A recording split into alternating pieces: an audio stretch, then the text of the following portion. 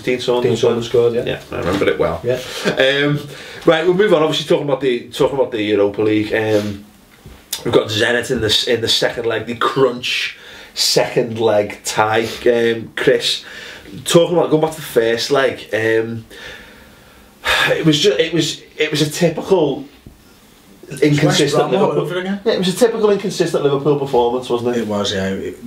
We were toothless, and unfortunately, we've said that too many times this year, and we can't pin it all on the fact that Sturridge isn't in the fucking European. Were we toothless, or we were just wasteful in front of goal? Bit of both. I think the fact of the matter is, I think you're pointing at there, Mike, is that we had chances to win that game, or at least chances to get on the score sheet. Yeah. Suarez has 3 chances.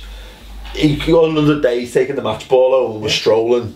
We're walking around Anfield with, you know what I mean, already dreaming of the last 16. It was the Glenn Johnson, wasn't it, when he took on the entire team, puts it through the keeper's legs and his trailing boot flicks it wide. Yeah. And when that happens, you know it's not going to be your day. The problem is the player. It's a mentality thing. There is the players shouldn't think that. They should think it's coming when stuff like that happens. Of course, they don't, because, as Chris points out, it's happened too many times that will be in the back of their heads. I think this is where it comes into, I don't know, this is maybe Rodgers' tactical naivety because it's his first season in Europe and things like that.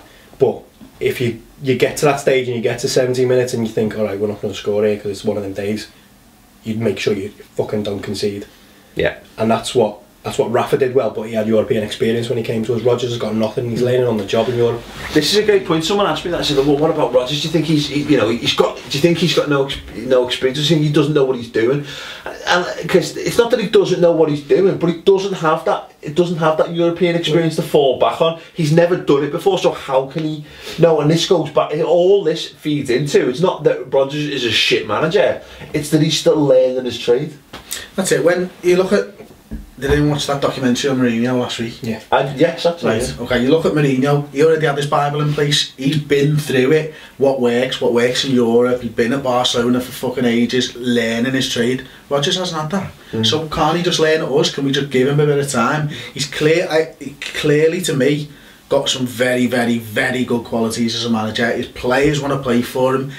Going back to what Downing said about him, if you fucking play well, you'll get in the side. Look how many players have signed new contracts. Yeah, exactly. His football's brilliant. They obviously like playing football for him. He's got the start of what could be an amazing Bible. Let's give him fucking time. Well, even Mourinho, you know, is all his learning done under Bobby Robson stuff. It's pointless because you've got to put it into practice. Rodgers does have that because he's gone round. He's learned under Mourinho. You know what I mean? He's done his educational side. He's done his theory. Now he needs to do his practical. You know what I mean? And ultimately that's the difference, isn't it? And but the young coach, Mike, you know, well, the thing. How do you? Sorry. Someone said he's got no experience. How do you get experience? By playing European games. It's the only way you do. You learn on the job, don't you? The thing with Mourinho, he got to learn the European game at Porto, a team that already had European pedigree, that was already walking this Portuguese league. So he's taken over a good team, and he can then put his philosophies into play. And it goes kind of unnoticed because Porto are going to win the Portuguese league anyway. So he hasn't got that pressure. Whereas Rodgers has taken over a team that's been underachieving for the past couple of seasons. So instantly he's in the spotlight. So anything that goes wrong, and then they make a fucking documentary. Not exactly. Yeah. But everything he does is going to be under scrutiny because of the way the English game is with the press and everything, and because it's Liverpool, blah blah blah. So yeah, 70 minutes in that game. This is the thing. Shut up shop. He hasn't got that. Well, we said to his credit. That's what we were talking about last week, wasn't it, Chris? It's to Rodgers' eternal credit. Sometimes he will always go for the game. Whereas Rafa Benitez, the biggest criticism of people who actually quite liked him was that he was a little bit too like, I'll take a draw in. Yeah. But in games like that in Europe, particularly, you've had a good go, it's not worked out. Fuck it, right, let's just get 10 men behind the ball and let's just do a back to the wall performance and let's get through this. And if we can nick one on the break, the problem is, of course, without a Sturridge, it's a lot harder to nick one on the break because, again, look at like Torres and what have you, you can't just twat it down the pitch and let it. I think if you ask Rodgers now, looking back, if you got to that 70-minute mark, he'd have took Joe Allen off then and put Lucas on because all game they were getting space in front of the back forward to take pot shots. Yeah. See, I must admit, I don't think he would. I think it's the right thing to do, totally get that, but I've seen it too many times this season where he hasn't learned from his mistakes on the 70-80 minute mark. don't know. I think there's a difference in the league to a difference in Europe, because it's the two-legged nature. And the fact that you can literally, the tie can be fucking over, whereas in the league you can sort of afford to be a bit ballsy, can't you, like you mean? Whereas I think that's more of a European way of playing, a European football way of playing, than it is a Premier League way of playing, because as you say, at the end of the day, you either go for the 3 points or you don't, whereas in Europe, that game, they got one more goal there, it's pointless, you know what I mean? You might as well not bother turning up on Thursday, it's game over. You look at United at Real Madrid on Wednesday night. They got to a stage where Fergie realised, right, I'll take 1-1 here. So he brings on defensive midfielder, he brings on holding players and tightens up and makes sure he doesn't concede. Yeah, that's it. It was great. It was something Rafa Benitez was great at, but I think it's something that Rodgers will get. And if he doesn't get it, he doesn't get it. But he has to be given the chance to get it. We can't expect him to know it all when he hasn't done it. That is the nature of the coach we've got, for better or for worse. You know what I mean? I don't see any point in using it to fucking It's going to get us points in the league, the way that he goes at it. Yeah. It's also not fair that Zenit have a superhero playing for them. It's true. It's true. We made him. They've got an Avenger in the team. We made him angry. Yeah. Can I just point on this actually? How we didn't touch on this in the build-up at all, because we did no research whatsoever. But Zenit St. Petersburg, what I don't like is how disrespectful some of our fans have been in this notion that, like, oh, we got beat by fucking Zenit. How shit's that? Zenit St. Petersburg were a fucking Champions League side, yeah. Am I right in thinking they were Russian champions? Mm-hmm. Is that right? You know, Dave. Go on, Dave, did the research. But either way, they're fucking good. Either way, good enough to fucking qualify for the Champions League. They'll finish first or second, I imagine. There can't be that many. Well. There can't be that many places. Yeah. The also, which we had last week but never used. AC Milan, Anderlecht. They did have Milan. Maybe Napoli. Regardless, I can't be Napoli. We wouldn't have two clubs from the same. Oh no, it was definitely AC Milan and Anderlecht. Yeah. The point is that we weren't a Europa League quality side being in that competition. It might have been, but it's beside the point I'm trying to make.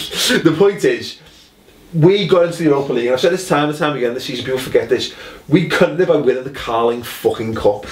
You know what I mean? We got it through that. It's like winning the Intertoto Cup to get into something like you mean. It's like we're having a charity raffle for a place in the Europa League, and if you want it, fair play into the exactly. Do you want it? Yeah, great. We'll have it right here in the Europa League. That's how we got into it. We got into the Europa League by beating Cardiff City. You know what I mean? On pens did it go to in the end? You know what I mean? That's how fine a margin between us playing European football and not playing European football. Zenit St. Petersburg were in the fucking Champions League. So regardless of whatever you think, the thing is, they're a good side. The thing is, the Russian League's got some fucking money in it. Like there's a lot of good players going. And let's be perfectly honest as well. We had Luis Suarez. They had Hulk and Kerzakov and Danny and Witzel. They were all players who would walk into our side, and I think we got to remember who's in their group. It doesn't matter anyway. Right, lads, we're running out of time, so we're going to have your score predictions for Thursday. Please, Mike. 3-0. 3-0. Why not, Chris? 2-0 to us. Then it goes to extra time, and then what happens? We win on pens. So boom. Wow. Yeah, I've got it. I don't think we're going to have quite enough for this game. I've got a feeling it'll be one of those amazing European nights, but they'll get a goal. We'll go like 1-0 up or 2-0 up, and they'll score, and then it'll be all hands to the pumps and whether we can get the other two goals. Maybe we'll do it. Well, I'm going to do it. Let's do it again. 4-1. Will that be enough? Yes. 4-1. Or 2-1, and it's not enough. Anyway, let us know your score predictions, please, in the comments section underneath. Sprinters again. Yeah. From sitting on the fence. Sitting on the fence, yeah. I've got a splintery ball sack. Yeah, if you're watching this on the subscribe show, thanks very much. In part 2, we're going to be answering some of your questions in our very first Ask the Redmen show. Actually, promise to be very interesting. There's even going to be a quick fire round, which basically should be interesting. Oh Christ! On quick fire, bloody hell! Yes. Just don't ask me to take my pants off. So look forward to that, and also thanks to everyone.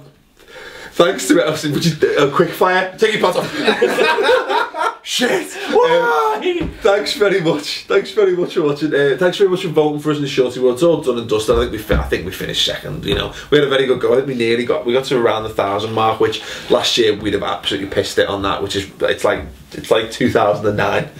It's so devastating. You don't get to see Chris in a Mankini. You won't get to see Chris in a Mankini, Gangnam which is brilliant and unfortunate in equal measures depending on your perspective.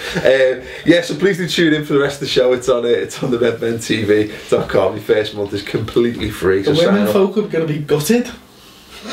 Yes, and some of the men folk as well. Yeah, thank you very much for watching, and yeah, and good night. So.